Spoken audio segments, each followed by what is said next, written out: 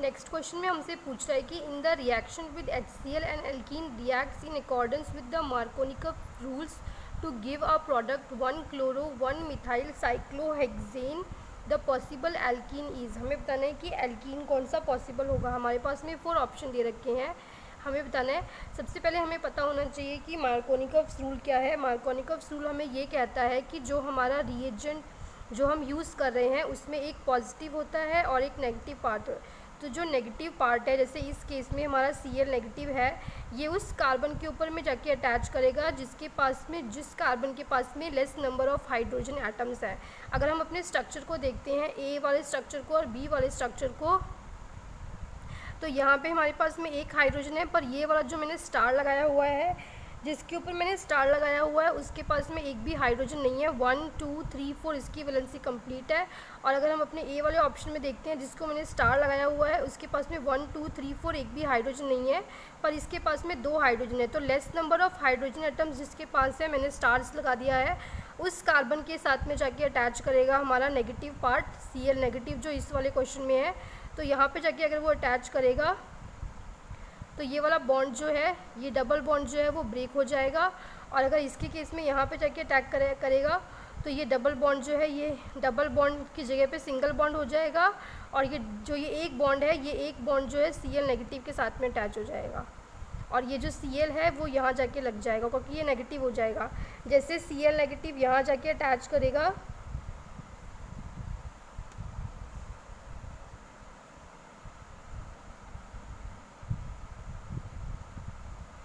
जैसे हमारा Cl negative जाके यहाँ पे अटैच करेगा, Cl नेगेटिव यहाँ जाएगा, तो ये वाला बॉन्ड जो है वो यहाँ मूव कर जाएगा, ये नेगेटिव हो जाएगा।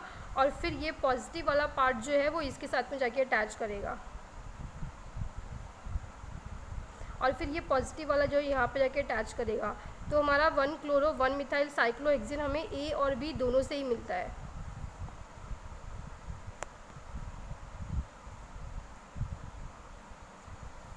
नेक्स्ट क्वेश्चन में हमसे पूछ रहा है कि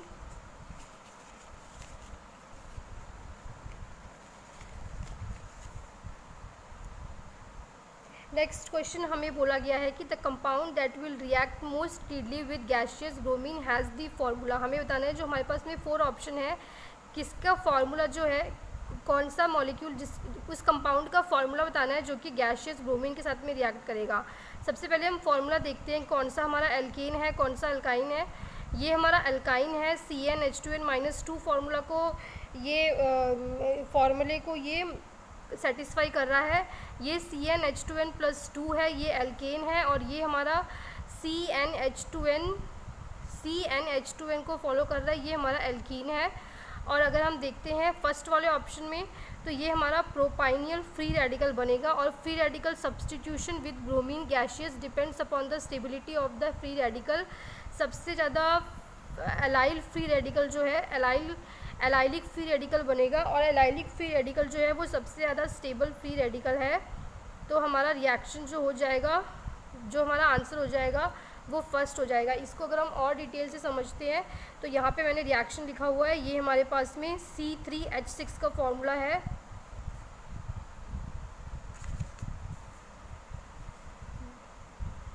ये C3H6 का फॉर्मूला है, ब्रोमीन के साथ में रिएक्ट करेगा, ब्रोमीन ऐसे करके फ्री रेडिकल में ब्रेक हो जाएगा, यहाँ से एक हाइड्रोजन चला जाएगा, HBr रिमूवल हो जाएगा, और ये हमारा फ्री रेडिकल बन जाएगा। ये एलाइल फ्री रेडिकल बन जाएगा, जो कि बहुत ज़्यादा स्टेबल होता है, क्योंकि इसकी स्टेबिलिटी जो है वो रेजोनेंस स्टेबलाइज हो जाता है। ये इसमें रेजोनेंस की वजह से ये ज़्यादा स्टेबलाइज हो जाता है।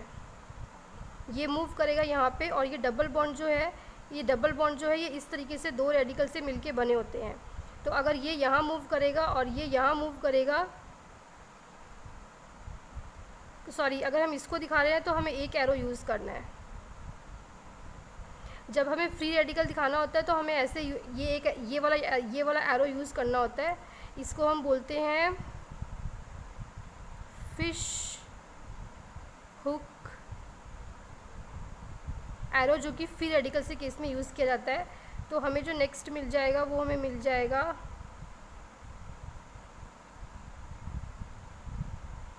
ये रेजोनेंस से स्टेबलाइज हो जाएगा एलाइल फ्री रेडिकल हमारा इसका आंसर हो जाएगा।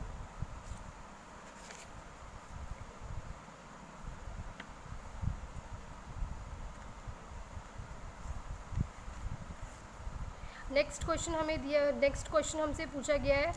नेक्स्ट क्वेश्चन हमसे बोल रहा है कि reaction of HBr with propene in the presence of peroxide give.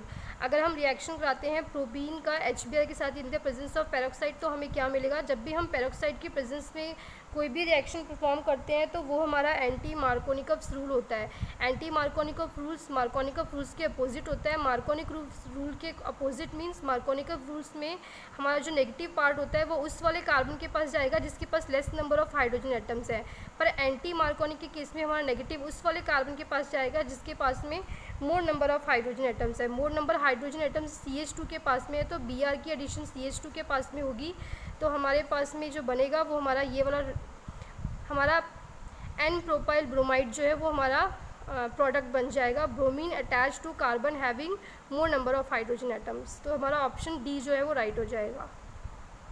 इस तरीके से ये क्वेश्चन सॉल्व हो जाएगा। जब भी पेरोक्साइड यूज़ करते हैं तो हमेशा एंटी मार्कोनिकव्स रूल यूज़ होता है, और अगर पेरोक्साइड नहीं यूज़ करते हैं तो मार्कोनिकव्स रूल यूज़ होता है। उस केस में मार्कोनिकव्स रूल यूज़ होता है। ये बात याद रखने की है।